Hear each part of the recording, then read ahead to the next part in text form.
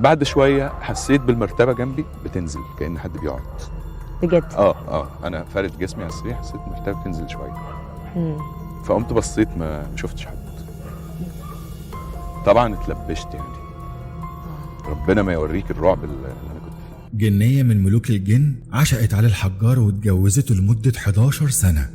بتبدأ الحكاية مع علي الحجار زمان أيام ما كان لسه بيصور فيلم المغنواتي في منطقة اسمها بشلة جنب ميت غمر بشوية. وعلي الحجار بيقول إن الفترة دي كان مبسوط جدا والدنيا كانت ماشية معاه تمام ومفيش أي مشكلة، وكان مع مجموعة من زمايل الممثلين قاعدين في بيت واحد وكل يوم بيسهروا مع بعض في أوضة واحد فيهم، لحد لما في يوم من الأيام علي خلص تصوير على الساعة 2-3 بالليل، وبعد ما خلص ما عداش المرة دي على أوضة أي حد من زمايله، كان تعبان ومرهق من التصوير فدخل على أوضته على طول عشان يرتاح. وأول ما دخل وقفل الباب خد باله إن الباب بيتفتح بالراحة خالص وفي حد بيفتحه.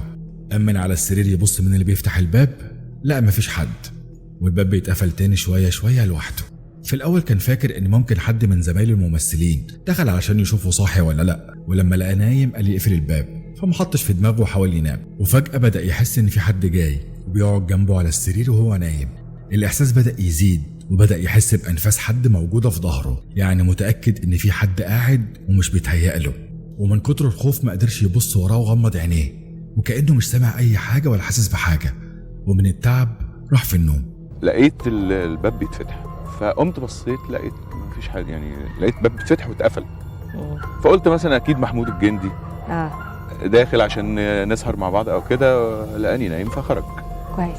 بعد شويه حسيت بالمرتبه جنبي بتنزل كأن حد بيقعد، وبعدين حسيت ان انا بنام وانا ما كنتش لسه عايزها، يعني مش يعني كأني بغمض غصب عني. المريب ان في اليوم ده حلم ان هو في علاقة مع واحدة ست، والواحدة دي مش بني آدم عادية. ثم حلمت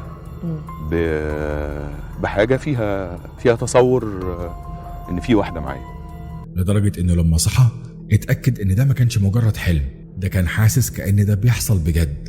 ومن اللحظة دي حياة علي الحجار اتغيرت تماما واتقلبت كلها، وبدأ يحلم الأحلام دي باستمرار واتأكد ان في حاجة غريبة بتحصل له. وضيف على كده ان حاجته الشخصية بدأت تختفي واحدة واحدة، ملابسه الداخلية واي حاجة كان بيستخدمها ما كانش بيلاقيها. كان في الاول فاكر انه كان بيحطهم في مكانه وبينساهم او بيهملهم، لكن مع الوقت بدأت الحاجة اللي ماسكها في ايده تتسحب من ايده وبتختفي مرة واحدة.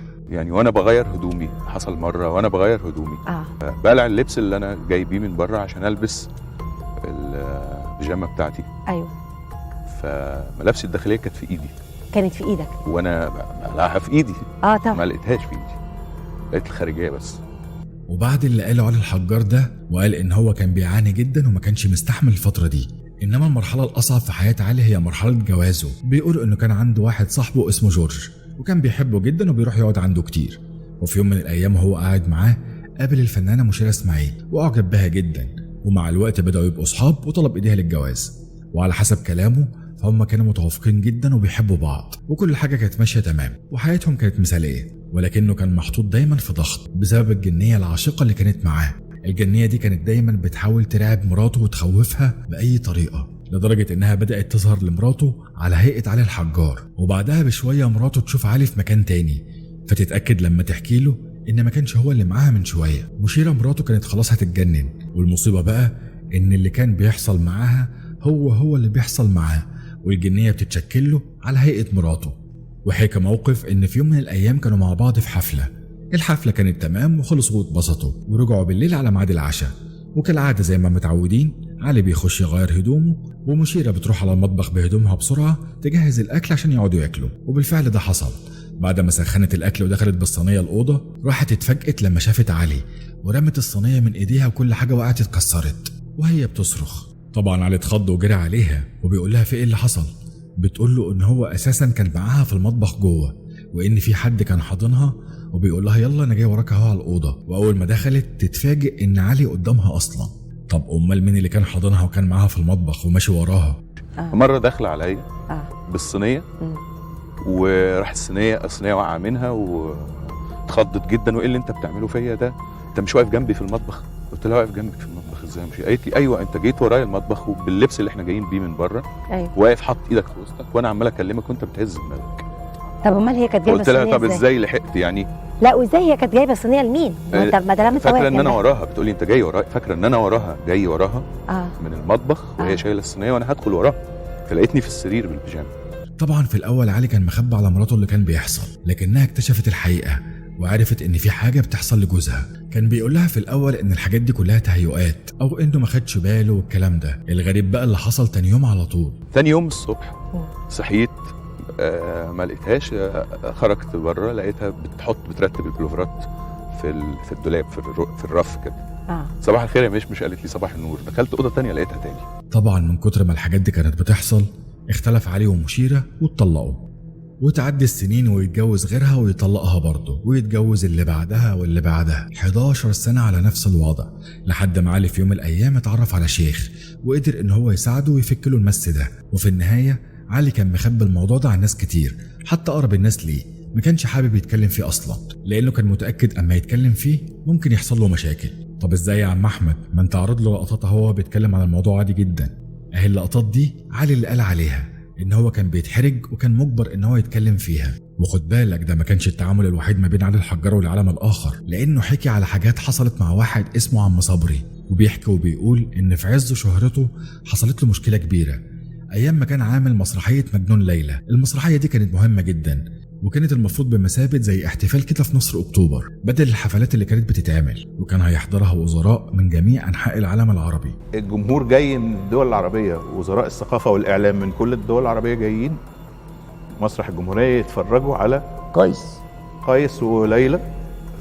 ده بديل لاحتفالات اكتوبر العسكريه، لانه كان قبلها بسنه حصل اغتيال السادات. واللي حصل ساعتها ان علي اتاخر عن ميعاده ساعه وما حضرش المسرحيه في وقتها، وطبعا بسبب عدم ظهوره المسرحيه باظت والدنيا اتعكت عليه تماما. المشكله ان هو كان مظلوم، ما كانش يعرف ان الميعاد كان 8 مش 9. في الوقت ده علي قعد في البيت من غير شغل، وكان بيترفض من كل النقابات وكل الاعمال الفنيه والبرامج، والناس كانت بتقول عليه ان هو عمل كده عن عمد وكان قاصد انه ما يحضرش ويبوظ الدنيا، وقالوا عليه خاين وعميل والكلام ده. وعايز اقول لك ان من الوقت ده حياه علي الحجار اتقلبت تماما، من واحد مشهور لراجل منبوذ ومحدش عايز يشتغل معاه. نفسيته كانت وحشه جدا والدنيا معاه متلخبطه والارق ملازمه وما بيعرفش ينام، لحد لما في مره من المرات كان بيتكلم معاه المخرج عصام السيد وقال له ان في حد تبعي عايز يشوفك، ولكن علي رد عليه وقال له انا مش عايز اشوف حد، سيبني في حالي دلوقتي.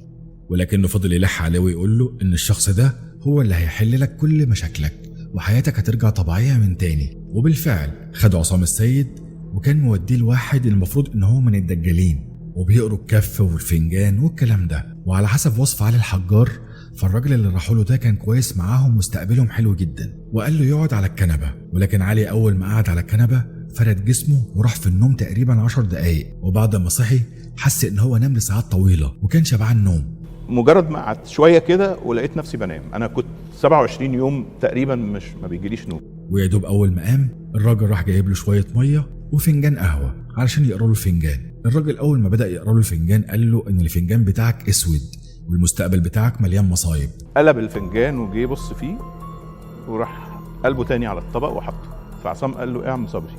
انا شفته وهو بيقلب الفنجان دي اسود كله وش الخريطه دي اللي الناس بتقرا منها الحاجات اللي بنقعد غامق خالص. فقلت يعني هو مش عايز يقراه لانها واضح ان في مصايب يعني. وراح قايل لهم انا هخش اشتغل شويه في الاوضه وهطلع لكم.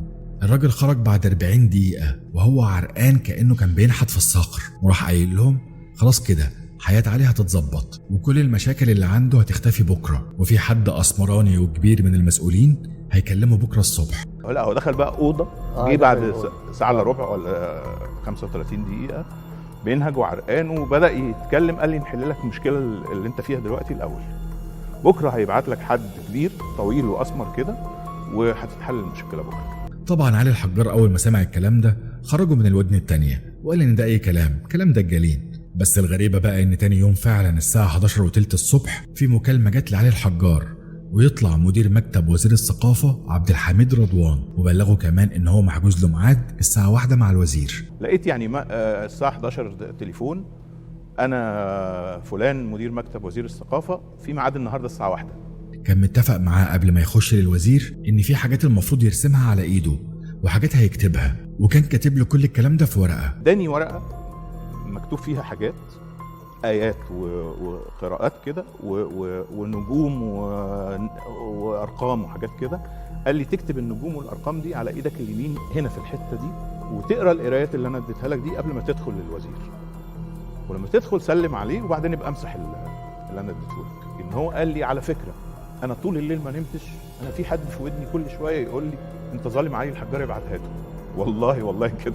جيت الوزاره لقيت الورقه دي، لقى ورقه من ممثلين المسرح القومي بيقولوا علي بريء، عليها بيقولوا ان احنا لم نختر لا شفاهه ولا كتابه بميعاد افتتاح العرض، بالرغم من اننا كنا بنمضي كل يوم على مواعيد البروفات.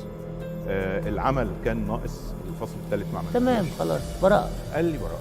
وبعد ما اتكلموا مع بعض شويه هو والوزير، الوزير رجع علي لمكانته ورجع له النقابات ووقف كل حملات التشويه اللي كانت شغاله ضده. وطبعا بعد اللي حصل ده علي الحجار وعم صبري اللي كان عنده امبارح بقوا اصحاب قريبين جدا، وفي بينهم حاجات كتيره تانية. وبس كده، دي يا سيدي حكايه علي الحجار مع العالم السفلي والجنيه العاشقه. لو عجبتك الحلقه ما تنساش الاعجاب بيها تقديرا للمجهود، وما تنساش تشترك في القناه عشان توصلك حلقاتنا اول باول. كان معاكم احمد سامي من قناتكم اسرار الليل.